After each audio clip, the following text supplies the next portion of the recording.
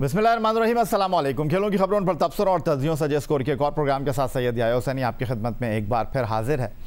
Corona virus की वजह से लॉकडाउन है, खेलों की सरगर्मियां मुअत्तल हैं, लेकिन पाकिस्तान क्रिकेट की अगर हम बात करते हैं तो हर तरफ सिर्फ शोर ही शोर है।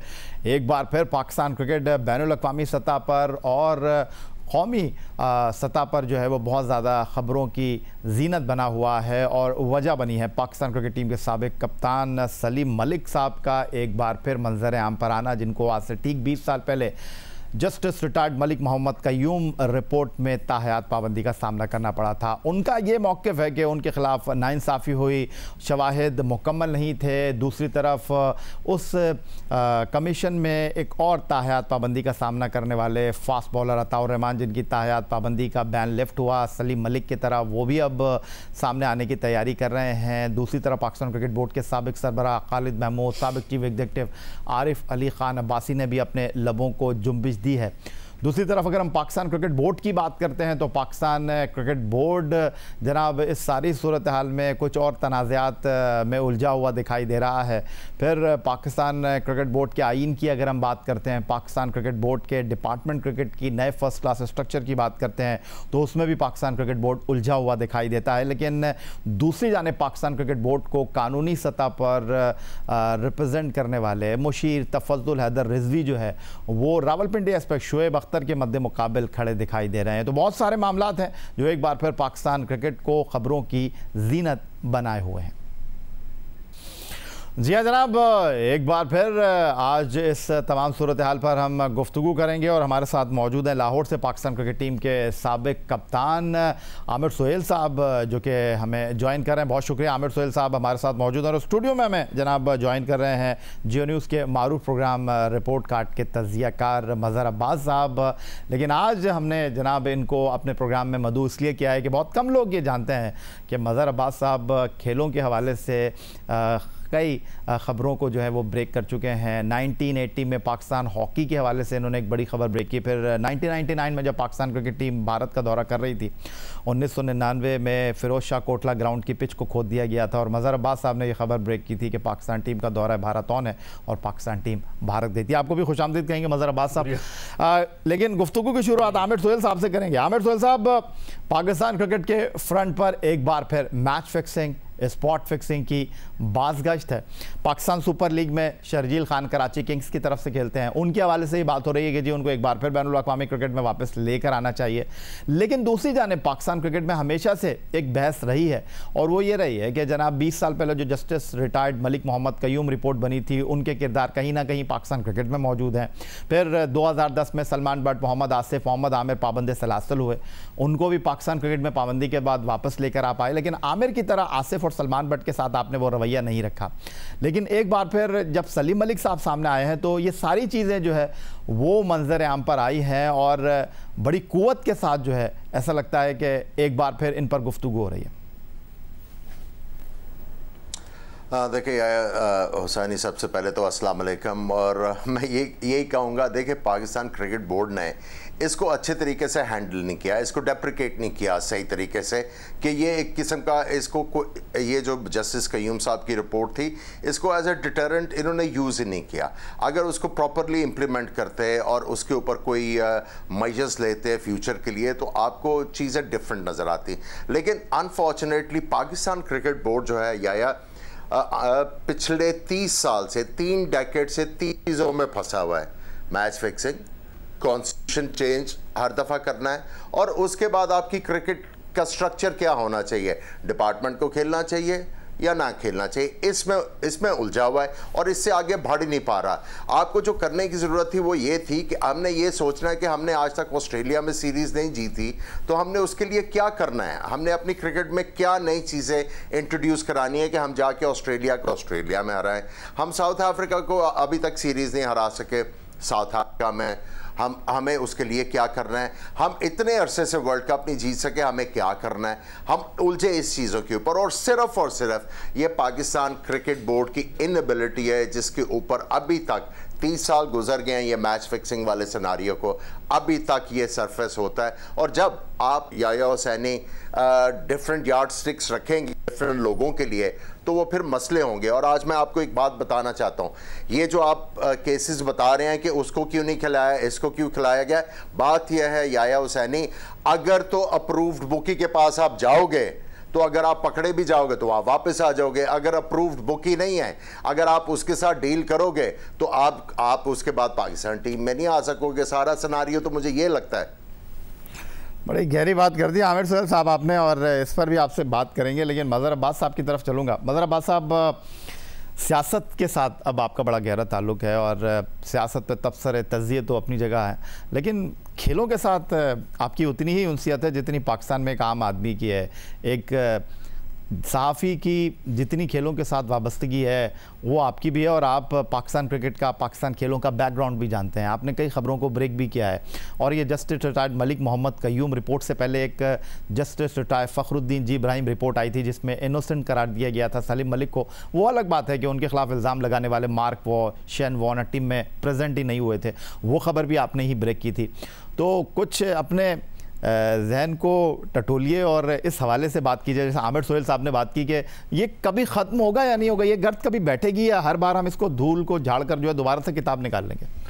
शुक्रिया याया, और आमिर को भी अस्सलाम वालेकुम। देखिए, असल में जर्नलिस्ट जो होता है वो ख़बर की तलाश में होता है। अब ख़बर आपको सियासी मैदान में मिल जाए या स्पोर्ट्स के मैदान में मिल जाए, और हमारे यहाँ स्पोर्ट्स और पॉलिटिक्स का बड़ा गहरा ताल्लुक़ रहा है। जब मैच फिक्सिंग की चीज़ आई तो वो ज़ाहिर है एक बड़ी ख़बर थी पाकिस्तान में। अच्छा, इत्तेफाक से फ़खरुद्दीन जी इब्राहिम साहब से मेरे ताल्लुक़ात रहे, उनसे रिपोर्टिंग के हवाले से, ख़बरों के हवाले से। उसमें बुनियादी तौर पे जब मैंने फ़खरू भाई से पूछा था तो उन्होंने कहा कि जब कंप्लेनेंट ही नहीं आया सामने तो ज़ाहिर है वो इंक्वायरी आप आगे कैसे बढ़ा सकते हैं, जब तक टिम में या मार्क वॉ जिनको कहा गया था कि स्टेटमेंट्स दें, तो वो उस ग्राउंड पे उन्होंने वो किया था। हम अगर ये कहें कि वो उन्होंने इनोसेंट डिक्लेयर किया था तो ये दुरुस्त नहीं है, उन्होंने वो केस ही आगे नहीं बढ़ा, इसलिए कि वो उन्होंने वही रिपोर्ट करके भेज दी थी। देखिए, मैंने मलिक क़य्यूम से भी इंटरव्यू किया था और मैच फिक्सिंग पे बहुत स्टोरीज़ की थी। ज़ाहिर है उस वक्त मैं AFP में कराची में ब्यूरो चीफ था उसमें, तो उसकी वजह से भी इंटरनेशनल बहुत ज़्यादा वो रही है। पाकिस्तान में जो बुकीज़ होते हैं, यानी 3 जगहों पे कहा जाता है मेन बुकीज़ जो ऑपरेट करते हैं, साउथ अफ्रीका, बम्बई और पाकिस्तान, और इनका एक नेक्सस भी रहा है। उस ज़माने में जब हमने अंडरवर्ल्ड वगैरह पे स्टोरीज़ की थी तो उसमें ये पता चला था कि जी उनके ताल्लुकात सिर्फ क्रिकेटर्स के से ही नहीं होते, उनके ताल्लुकात क्रिकेट बोर्ड में भी होते हैं, और जहाँ वो अपने लोगों को बचाते हैं तो वो सिर्फ उसी लेवल तक नहीं बचाते, वो हर लेवल पे बचाने की कोशिश करते हैं। और अगर वहाँ कोई बिट्रे कर जाए या कोई डबल खेल जाए तो फिर उसकी सज़ा भी कैडबरी की तरह, हनीफ कैडबरी की तरह दे देते हैं वो।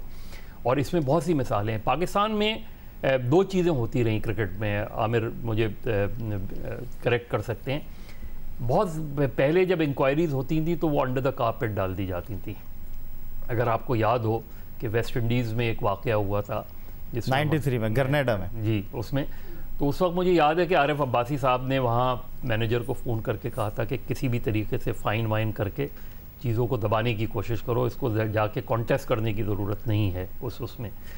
इस तरह की बहुत सी चीज़ें होती रही हैं। जो मलिक क़य्यूम की रिपोर्ट है वो बहुत कॉम्प्रिहेंसिव है, और मैंने जब क़य्यूम साहब से ये पूछा था उस वक्त कि आपने जो सलीम मलिक और अताउर रहमान के हवाले से वो की थी तो उस पर तो अमल हो गया, तो बाकी चीज़ों पे क्यों नहीं अमल हुआ?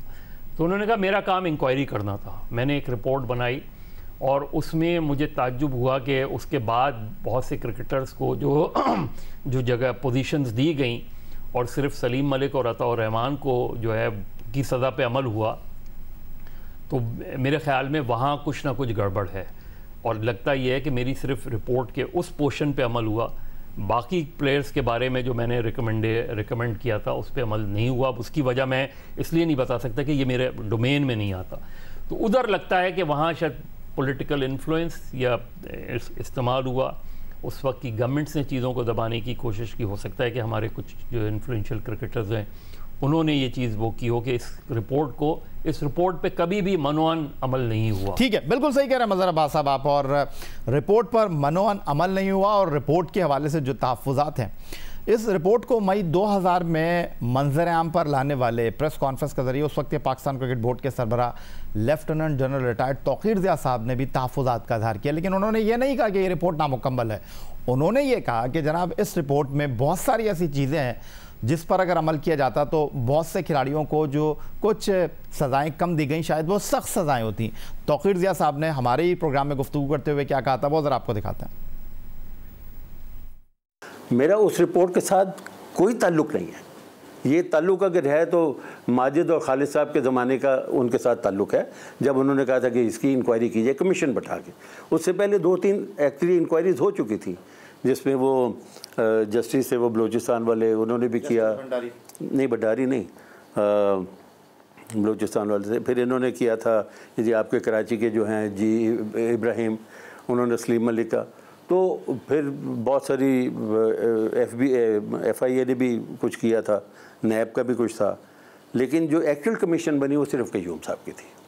अब उसमें वो ख़ुद कह रहे हैं 2 चीज़ें, और जो उन्होंने कहा है, मैं अगर आप मुझसे पूछें तो मैं उस रिपोर्ट से 100% तो मुत्तफ़िक नहीं हूँ, इसलिए कि उसमें बहुत सारी ऐसी चीज़ें हैं जो कि मेरे जैसा आदमी भी ये कह सकता है कि यार इस पे इसको सज़ा मिलनी चाहिए, लेकिन उन्होंने नहीं दी। आमिर रसूल साहब, lieutenant general retired Tauqeer Zia साहब के साथ एक खिलाड़ी की हैसियत से, चीफ सेलेक्टर की हैसियत से आपने काम किया, और तौक़ीर ज़िया साहब ये फरमा रहे थे कि जनाब उनकी नज़र में इस रिपोर्ट में बहुत सारी ऐसी चीज़ें हैं जिन पर अगर अमल दरामद होता तो बहुत से खिलाड़ी और लटक जाते जो नहीं लटके। आप इस बात से इत्तेफाक करेंगे?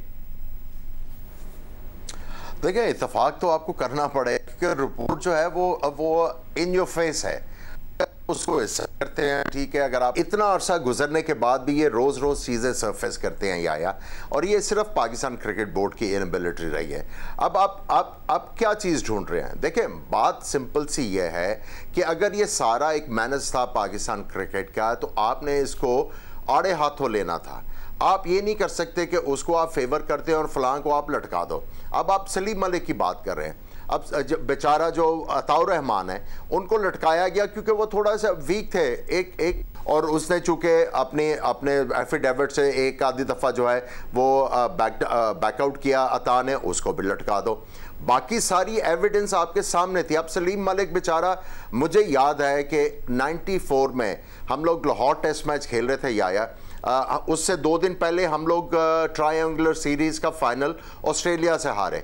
सुबह नॉकिंग कर रहे, मैच स्टार्ट होने से पहले तो ऑफ पड़ी हुई थी, तो मलिक साहब वो मेरे नाक के पास से गेंद गुजर गया। तो मैंने कहा मलिक साहब क्या कर रहे हो, मेरा आपने नाक तोड़ देना था। तो मुझे कहते तेरा तो टूट ही जाता तो अच्छा था। मैंने कहा मलिक साहब क्या हो गया है?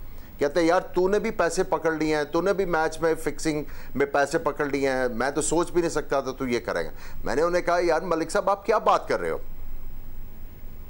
तो बेसिकली यहाँ पे तो हर चीज़ वो एविडेंट थी। और मैं इसको थोड़ा सा क्लैरिफाई करना चाह रहा हूँ या मैं आपको सियाको सबाक बताना चाह रहा हूँ पाकिस्तान क्रिकेट में हुआ क्या और पाकिस्तान क्रिकेट बोर्ड ने गलती कहाँ पे की। अब उस मैच में मैंने मलिक साहब से पूछा कि ये आपने कहा क्या? कहते हैं तू भी फिक्सिंग में इन्वॉल्व हो गया। खैर मैं बहुत ज़्यादा अपसेट था या बारी लेने गया, टॉस हार गए हम लोग, मेरे सर पे गेंद लगा तो मुझे हॉस्पिटलाइज कर दिया गया, मुझे अंडर ऑब्जर्वेशन रखा गया उस वक्त।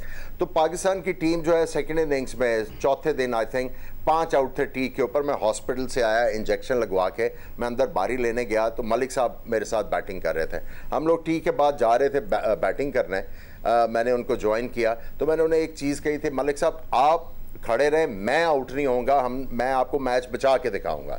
हमने मैच बचाया। मैच के बाद मैंने सब टीम के सामने कहा मलिक साहब ने मुझे ये चीज़ कही है कि मैंने पैसे पकड़े हैं, किसने ये वाली हरकत की है, किसने मेरे बिहाफ पे पैसे पकड़े हैं। इंतखाब आलम भी थे। उसके बाद हम लोग साउथ अफ्रीका या हुसैनी गए तो ये जो जुए वाली चीजें थी, कमरे में गया, मैंने मलिक साहब को जाके कहा कि मलिक साहब ये हो क्या रहा है, क्या कर रहे हो आप? पाकिस्तान नंबर 1 कैप्टन बनने जा रहे हो, आप सीरीज जीत रहे हो, इतनी बड़ी सीरीज आप जीत गए हो, यहाँ पे भी आप जीत रहे हो, ये क्या हो रहा है?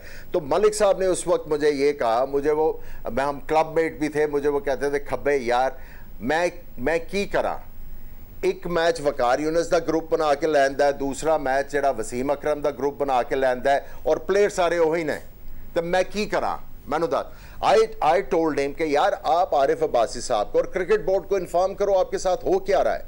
उसके बाद ये चीज़ें चलती रही। देखें, ये रियलिटी है, अगर आपने इनको सजाएं नहीं दी तो उसकी वजह से ये सारा कुछ है। मैं आपको ये अभी जो मज़हर अब्बास साहब ने बात की कि इनके क्रिकेट बोर्ड में भी ताल्लुकात हैं, और दूसरी चीज़ ये है कि इसको डिटरेंट आप अगर आपने बनाना था, देखें एक याया एक अताउर रहमान है जो टैक्सी चला रहा है, पाकिस्तान का एक्स क्रिकेटर, एक वसीम अकरम है वो बाहर बैठा हुआ है, दूसरे सारे जो हैं वो PSL फ्रेंचाइज में भी हैं, क्रिकेट बोर्ड में भी हैं। ये क्या मसला है? और उसके बाद जब प्राइम मिनिस्टर ऑफ पाकिस्तान ये कहता फिर है कि मैंने करप्शन करने वाले को छोड़ना नहीं है, जिसने पाकिस्तान में जो है पाकिस्तान को लूटा मैंने उसको छोड़ना नहीं है, जिसने पाकिस्तान को बेचा यार आप उसको सरदारती अवार्ड दे रहे हो, तो बात तो खत्म होगी ना। आपने इसके बाद क्या करना है, क्या कहना है मुझे बताओ, वो मैं कह देता हूं।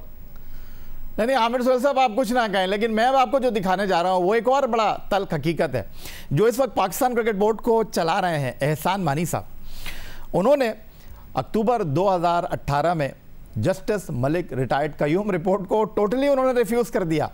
उन्होंने कहा क्या था वो मैं पहले आपको दिखा देता हूं, फिर मज़हर अब्बास साहब से राय लूंगा, फिर आपकी तरफ आऊँगा। जस्टिस कयूम की रिपोर्ट की बात की, आप लोगों ने कितनों ने पढ़ी है वो रिपोर्ट? मुझे बताएं कितनों में आपने पढ़ी है? हाँ, कयूम साहब ने कुछ एलिगेशंस की थी, फिर उन्होंने कहा था कि मैं डिटेल्स दूंगा बाद में, वो आज तक किसी ने नहीं देखी है। आपको ये पता है कि उस रिपोर्ट में कई लोगों का जिक्र हुआ था। उन्होंने इंग्लैंड के लिए कोचिंग की है, दो ने कम से कम इंग्लैंड के लिए कोचिंग की है, और बाकियों ने भी इंटरनेशनल क्रिकेट में उनकी शामिल हुए हैं। और वो जो मुल्क थे जिनने इनको इस्तेमाल किया है, उन्होंने अपनी पूरी इंक्वायरीज की और उनको कोई ऐसी चीज़ नहीं मिली जिससे उनको कोई फिक्र थी जो इनको इस्तेमाल नहीं करते। 26 अक्टूबर 2018 को justice retired Malik Abdul Qayyum report को डिनाई किया पाकिस्तान क्रिकेट बोर्ड के सरबराह ने। उन्होंने कहा कि शवाहिद मुकम्मल नहीं थे, इल्ज़ामात थे, लेकिन फिर फ़ौरन ही जस्टिस रिटायर्ड मलिक मोहम्मद कयूम साहब एक्शन में आए। उन्होंने एक बयान दाख दिया। उन्होंने ये कहा कि मेरी तहकीकाती रिपोर्ट नामुकम्मल नहीं थी, और साथ साथ उन्होंने ये भी कहा कि रिपोर्ट मुकम्मल थी, इसलिए फिक्सिंग में मुलव्वस क्रिकेटर्स पर आयद पाबंदियों और जुर्मानों पर अमल दरामद किया गया। ये कहा जस्टिस रिटायर्ड मलिक मोहम्मद कयूम ने। और उन्होंने कहा कि मुझे नहीं पता कि एहसान मानी ने रिपोर्ट पढ़ी है या नहीं, और साथ साथ वो ये भी कहते हैं कि एहसान मानी ने रिपोर्ट पढ़ी होती तो शायद वो ये बात ना करते। और साथ साथ उन्होंने ये भी कहा कि तहकीकाती कमीशन लाहौर हाई कोर्ट के चीफ जस्टिस ने सदर पाकिस्तान के कहने पर कायम किया था, और ये वो वाहिद कमीशन था जो कि हुकूमत पाकिस्तान ने बनाया था। ये इंक्वायरी कमीशन था, कोर्ट का फैसला नहीं था, बल्कि सिफारिशात पर मबनी ये फैसला मंजर आम पर आया था। सिफारिशात पर अमल दरामद कराना पाकिस्तान क्रिकेट बोर्ड का काम था, जो आज के हमारे पार्टिसिपेंट मज़हर अब्बास भी कह रहे हैं, आमिर सोहेल साहब भी कह रहे हैं। और इसके बाद मज़हर अब्बास साहब पाकिस्तान क्रिकेट बोर्ड ने यू टर्न लिया, और फिर उन्होंने कहा कि नहीं जी, हमने ये नहीं कहा था जो मैंने आपको दिखाया पाकिस्तान क्रिकेट बोर्ड के सरबराह की ज़बानी। उन्होंने कहा नहीं जी, उस रिपोर्ट की अहमियत अपनी जगह मौजूद है। देखिए, पहली चीज़ तो ये कि अगर उस वक्त रिपोर्ट पब्लिक नहीं हुई तो अब रिपोर्ट पब्लिक हो जाए, और उसकी रिकमेंडेशन सबके सामने आनी चाहिए।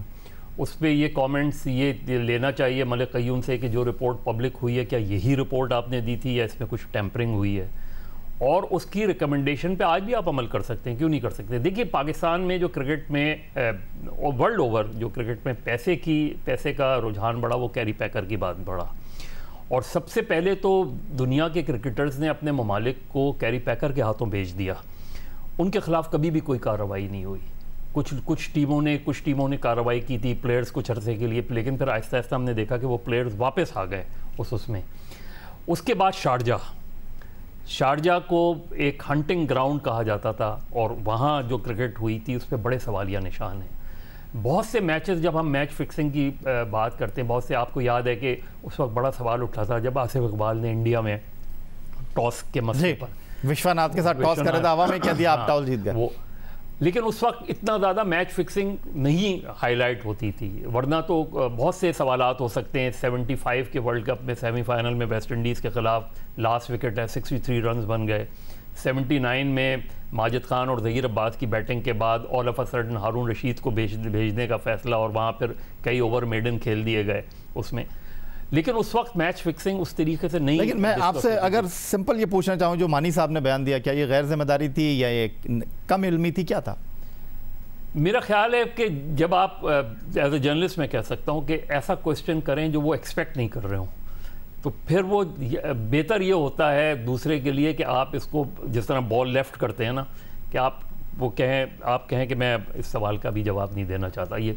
लेकिन जब आप गलत बात कह देते हैं तो फिर एक मरतबा, अब ये अखबार तो है नहीं कि आपने कहा कि जी ये आउट ऑफ कॉन्टेक्स्ट दे दिया गया, ये आपने कहा है, ये सबके सामने है, आपने ये कहा। मुझे लग ये रहा है कि उन्हें ये अंदाज़ा हुआ कि कहीं मलिक क़य्यूम और ज़्यादा खुलकर सामने ना आ जाएं। मज़हर अब्बास साहब हमारे साथ मौजूद हैं और आमिर सोहेल साहब लाहौर साहब हमारे साथ मौजूद हैं। लेकिन आमिर सोहेल साहब भी गवाह के तौर पर पेश हुए और 2 मरतबा पेश हुए justice retired Malik Mohammad Qayyum commission में, और उन्होंने क्या कहा था वो भी आपको दिखाएंगे। और आमिर सोहेल साहब से ये भी पूछेंगे कि जनाब खालिद महमूद साहब उनके बारे में ये कहते हैं कि ये कप्तानी की रस्साकशी थी, और खालिद महमूद साहब ने आमिर सोहेल के बारे में क्या कहा वो भी आपको दिखाएंगे। लेकिन ये सब कुछ एक ब्रेक के बाद।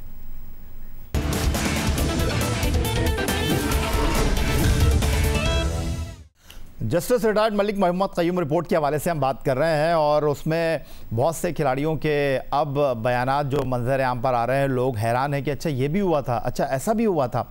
आमिर सोहेल जो पाकिस्तान क्रिकेट टीम के साबिक कप्तान हैं, इस कमीशन में उनके बयानात को भी बहुत अहमियत दी गई थी। और आमिर सोहेल जब कमीशन के सामने पेश हुए तो आमिर सोहेल ने इस कमीशन के सामने क्या कहा वो भी आपके साथ हम यहाँ शेयर कर लेते हैं। पाकिस्तान क्रिकेट टीम के साबिक कप्तान आमिर सोहेल ने कमीशन के सामने कहा कि दौरा जनूबी अफ्रीका में मैच फिक्सिंग और जुए के बहुत से इल्ज़ाम थे। क्रिकेट बोर्ड ने जब कोई एक्शन न लिया तो आमिर सोहेल ने मीडिया में जाने का फैसला किया। रिपोर्ट के मुताबिक आमिर सोहेल ने श्रीलंका में होने वाले सिंगर ट्रॉफी में 10 लाख रुपए की पेशकश की तस्दीक की।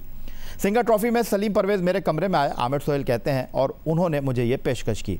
इस मैच में 12वें खिलाड़ी जाहिद फजल मैदान में एक पैगाम लेकर आए थे। ओपनर सईद अनवर रिटायर होकर मैदान से बाहर चले गए, जबकि ऐसा कुछ दिखाई नहीं दे रहा था कि वो क्यों वापस गए हैं। दौरा जनूबी अफ्रीका में सईद अनवर की फॉर्म इंतहाई ख़राब थी। मैंने वजह पूछी तो सईद अनवर ने कहा उन्हें मैच फिक्सिंग की सज़ा मिल रही है। मैंने सईद अनवर को कहा कि कुफ़ारा अदा करें और अल्लाह ताला से माफ़ी मांगे। वर्ल्ड कप 96 में भारत के ख़िलाफ़ मैच से कबल वसीम अकरम ख़ुद को फ़िट कह रहे थे, आमिर सोहेल ये कहते हैं, लेकिन मैच से कुछ देर पहले मुझे बताया गया कि वसीम अकरम अनफिट हैं और वो कप्तानी नहीं करेंगे। 96 वर्ल्ड कप के क्वार्टर फाइनल में बेंगलोर में टीम पाकिस्तान को नाकामी का सामना करना पड़ा था, और पाकिस्तान टीम की ग्रुप मैचों में बड़ी शानदार कारकर्दगी रही थी। आमिर सोहेल साहब, स्ट्रेट अवे मैं आपसे ये पूछूंगा, आपको कब पता चला कि आप 96 वर्ल्ड कप के क्वार्टर फाइनल में कप्तानी करने जा रहे हैं? और मैच से एक रात पहले कोई मीटिंग तो हुई होगी, उसमें वसीम अकरम साहब ने क्या कहा था आपसे कि वो खेल रहे हैं या नहीं खेल रहे? देखिए, मैच से एक दिन पहले हमारे पाकिस्तान में याहिया हुसैनी मीटिंग शीटिंग कोई नहीं हुआ करती थी। हम तो सिर्फ ये थे कि बैट्समैन स्कोर कर दें, उसके बाद जब हम लोग बॉल टेम्परिंग करके जब जीतना होता था जीत जाते थे। बॉल टेम्परिंग होती थी, बॉल स्विंग होना शुरू हो जाता था, हम जीत जाते थे। मीटिंग शीटिंग कोई नहीं होती थी। हमारा टेक्निकल आस्पेक्ट जो था वो बिल्कुल ज़ीरो था। कभी हमने ये नहीं डिस्कस किया कि यार वो फलां बैट्समैन जो है ऑफ साइड के ऊपर वो तगड़ा है या वो टांग के ऊपर बहुत तगड़ा है, ये इस तरह की चीज़ें नहीं थी।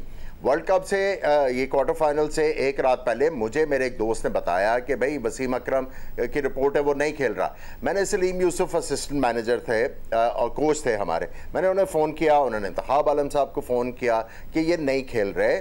अगर ये नहीं खेलते तो भाई टीम मीटिंग करें और ये डिसाइड करें हमने करना क्या है। और मैंने ये डिसाइड किया था, मैंने कहा यार अगर मैं नहीं खेलता तो हो सकता है कि ये अगर वसीम नहीं खेलता तो हो सकता है ये जावेद मियांदाद जो बहुत बड़े प्लेयर है पाकिस्तान के, ये उनका आखिरी मैच हो। तो मैं चाहता हूं कि वो पाकिस्तान के लिए कप्तानी करें। इन्होंने कहा नहीं नहीं नहीं, वसीम अकरम बिल्कुल फिट है, हमारी बात हो गई है, वो खेलेगा। मुझे टॉस से उतनी देर पहले पता लगा, मेरे पास इतना टाइम था, नॉकिंग कर रहा था कि मैं जाके अपनी शर्ट चेंज करके पाकिस्तान के कलर्स में आके जाके टॉस कर सकता, इतना टाइम था मेरे पास। लेकिन आमिर सोहेल साहब, खालिद महमूद साहब जो पाकिस्तान जी जी जी जी, बोले बोले बोले। खालिद महमूद साहब जो 99 वर्ल्ड कप में पाकिस्तान क्रिकेट बोर्ड के सरबराह थे, उनका ये कहना था कि आपको उन्होंने कप्तानी इसलिए दी कि आप डिज़र्व करते थे। उन्होंने ये भी कहा कि राशिद लतीफ़ साहब जो थे वो कप्तानी के लिए डिज़र्व नहीं करते थे। पहले मैं वो दिखा देता हूँ आपको, फिर मैं आपसे बात करता हूँ। वसीम अकरम तो बाद में कप्तान बने ना, उससे पहले जो थे राशिद लतीफ़ साहब कप्तान थे। राशिद लतीफ़ साहब सबसे सीनियर उस वक्त खिलाड़ी नहीं थे, उनसे सीनियर खिलाड़ी आमिर सुहेल साहब थे, और वो भी बहुत इसी तरह इसी जुमरे में आते थे जिनको आप कहते हैं कि विसल ब्लोवर और साफ सुथरे खिलाड़ी थे। उनका हक मारा गया, उनको क्रिकेट बोर्ड वालों ने तकरीबन बैन कर दिया था दाखिले पे, और सारी चीजें थी खासे वो यानी गुस्से में थे, कोई वजह नहीं थी उसकी। मैंने आमिर सुहेल को कप्तान बनाया था, और उसके बाद उनका जो भी मामला हुआ वो कप्तानी कुछ छोड़ गए, और उसके बाद अब सूरत हाल ये थी कि टीम तैयार करनी थी, तो वसीम अकरम दस्तयाब थे, उनको मैंने कप्तान बनाया। अभी उस वक्त तक ना कोई इंक्वायरी हुई थी, शुरू भी नहीं हुई थी जब ये सारी सूरत हाल हो चुकी थी, वो उसके बाद सारा मामला हुआ। तो इस वजह से अगर फर्ज कीजिए, मैं जो ये कह रहा हूँ कि यानी शक ये नहीं कर रहा कि मुझे कोई इसकी जरा भी खबर है, लेकिन किसको फायदा उसका हो सकता था? फायदा हो सकता था सिर्फ वसीम अकरम को हो सकता था। तो इस वजह से मेरा दिमाग इस तरफ गया है, लेकिन मुझे उसकी भी कोई इत्तला नहीं है।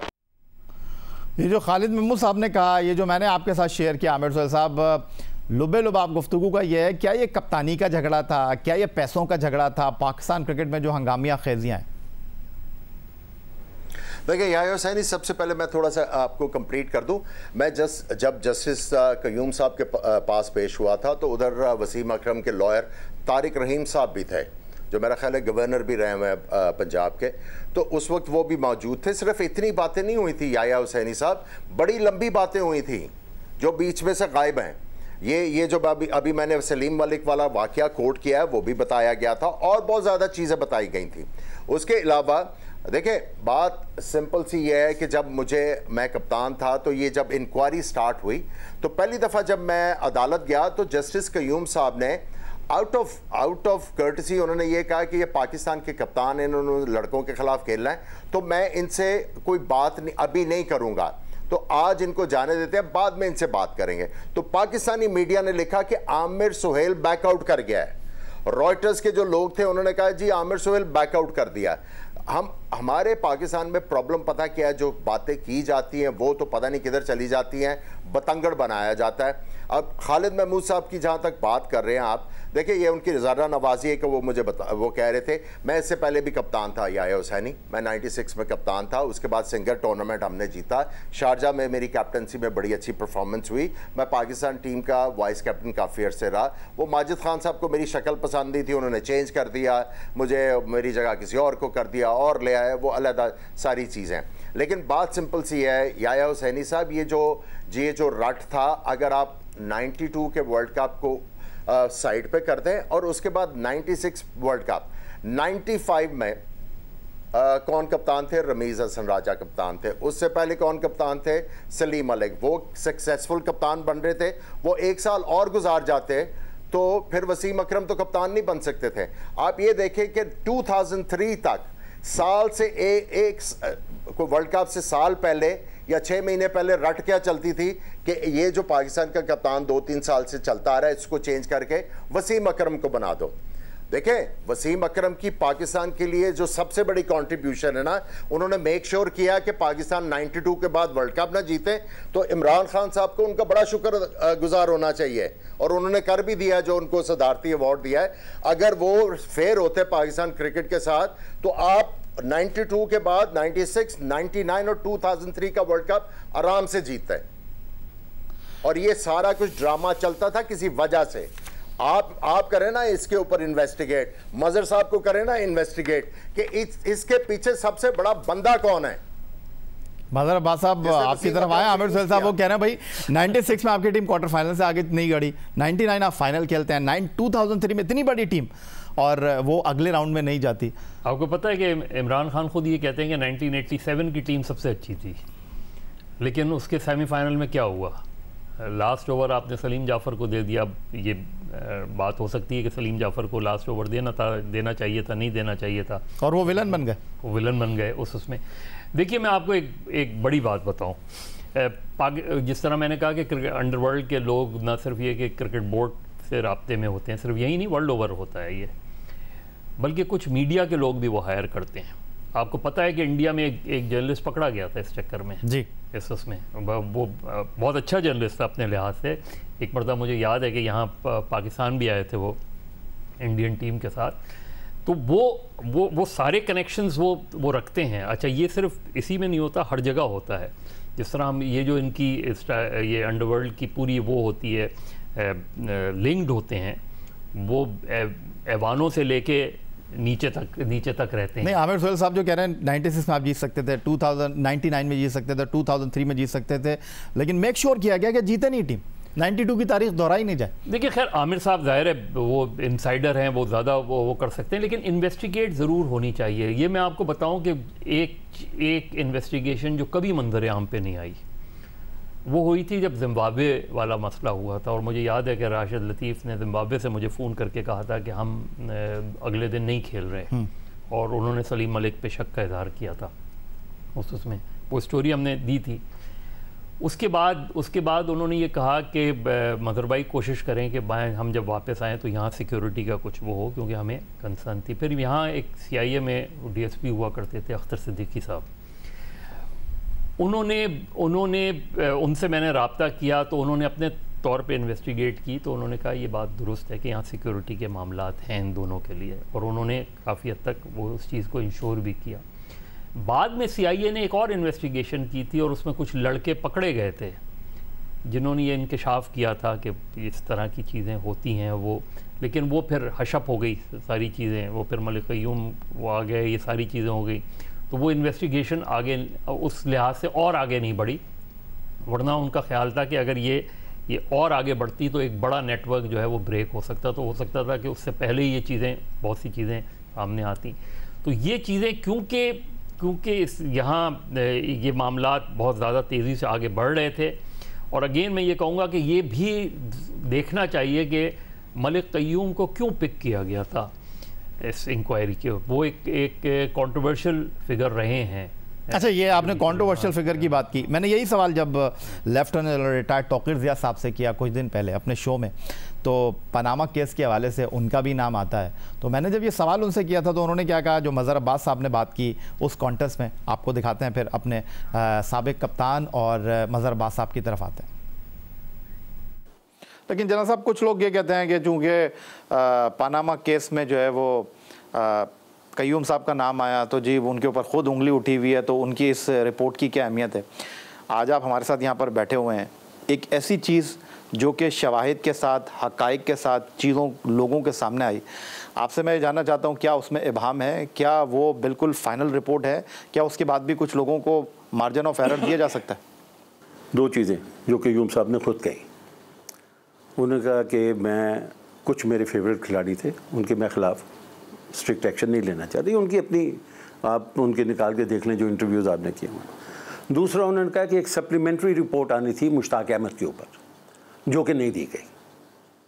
अब मुश्ताक अहमद की जो रिपोर्ट क़य्यूम की रिपोर्ट में लिखा हुआ है बस उतना ही है कि इसको ये नहीं करना चाहिए, उसको वो नहीं करना, कोई ऐसी पोजीशन नहीं दी जाए। लेकिन अभी उसके ऊपर एक सप्लीमेंट्री रिपोर्ट इन्होंने करनी थी, जो कि उन्होंने कहा कि मैंने नहीं की। जी आमिर सोहेल साहब, सीधा आपकी तरफ आ जाता हूँ। मज़हर अब्बास साहब ने तो बहुत सारी चीज़ें कह दी, उन्होंने कहा बहुत सारे लोग इस सारे खेल में इन्वॉल्व हैं, और जो तौकीर ज़िया साहब फरमा रहे थे कि एक सप्लीमेंट्री रिपोर्ट आनी थी, ज़िमनी रिपोर्ट आनी थी, जो नहीं आई। और Mushtaq Ahmed England and Wales cricket board के साथ भी काम करते हैं, वेस्ट इंडियन क्रिकेट बोर्ड के साथ भी काम करते हैं।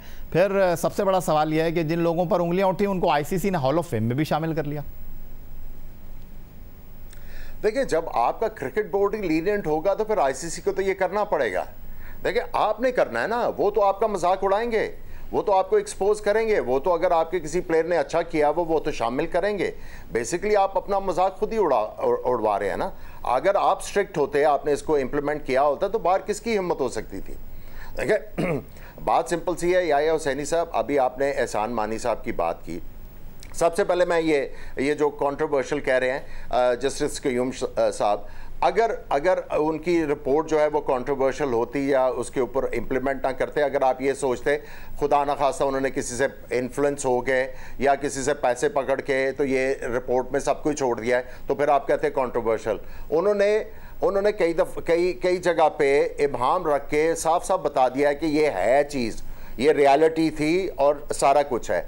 आपके शो में एक चीज़ मैं कह रहा हूँ कि हमारे प्राइम मिनिस्टर साहब हैं जिन्होंने एहतसाब का नारा लगाया हुआ था, वो मुझे वसीम अकरम को क्रिकेट बोर्ड से अलहदा करके दिखा दें और साथ में उनको जो सदारती अवार्ड दिया गया वो उसको करके वो वापस लेके दिखा दें, फिर मैं समझूंगा कि ये कोई चक्कर नहीं है और फिर मैं ये समझूंगा वाकई ये पाकिस्तान में कुछ ठीक करना चाहते हैं।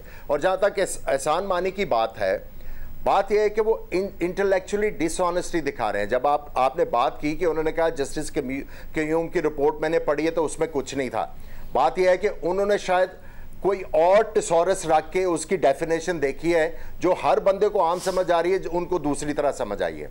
उसके बाद वो उन्होंने एक और डिसऑनेस्टी दिखाई इंटेलेक्चुअल, वो जब गए नेशनल असेंबली की कायमा कमेटी के स्पोर्ट्स के आगे तो उनको जाके कहते हैं कि मैं आपको दिखाने का मजाज नहीं हूँ अपने अकाउंट से भी, क्योंकि हमें हुकूमत देती नहीं। अब आप मुझे ये बताएं, प्राइम मिनिस्टर का नॉमिनी जाके कौमी असेंबली में ये कह रहा है कि खुदा का खौफ कर लो यार, इस पाकिस्तान की जान छोड़ दो यार। मज़हर अब्बास साहब सीधा आपकी तरफ आ जाते हैं। जो आमिर साहब ने बात की कि आप कैसे मना कर सकते हैं उनको अपने चीज़ें देने से?